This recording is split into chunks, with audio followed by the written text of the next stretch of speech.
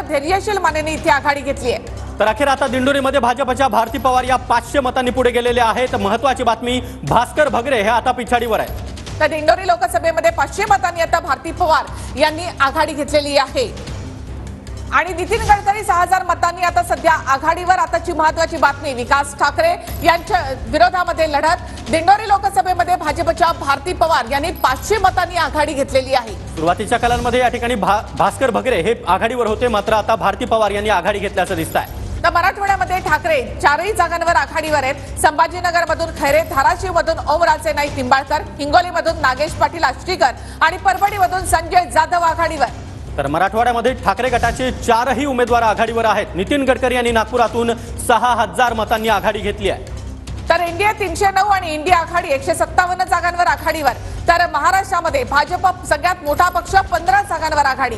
तर शिवसेना ठाकरे गट 12 जागांवर आघाडी। महायुती 21 आणि महाविकास आघाडी 26 जागांवर आघाडी।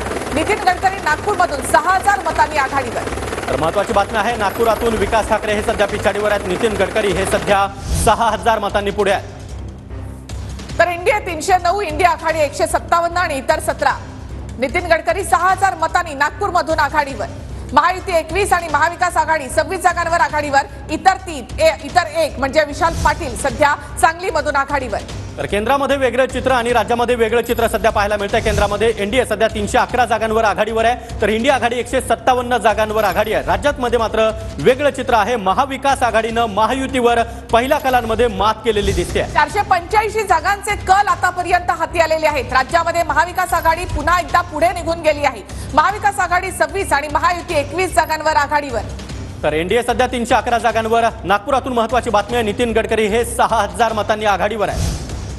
तर रायगडमधून सुनील तटकरे यांनी आघाडी घेतलेली आहे आणि अनंत गीते हे पुन्हा एकदा इथे पिछाडीवर पडलेले आहेत। नक्कीच तर रायगडमधून धक्कातंत्र आपल्याला पाहायला मिळालं होतं सातत्यानं। या ठिकाणी सुनील तटकरे आता आघाडीवर आहेत, तर अनंत गीते पिछाडीवर गेले आहेत। तर नितीन गडकरी यांनी नागपूरमधून 6000 मतांनी आघाडी घेतलेली आहे।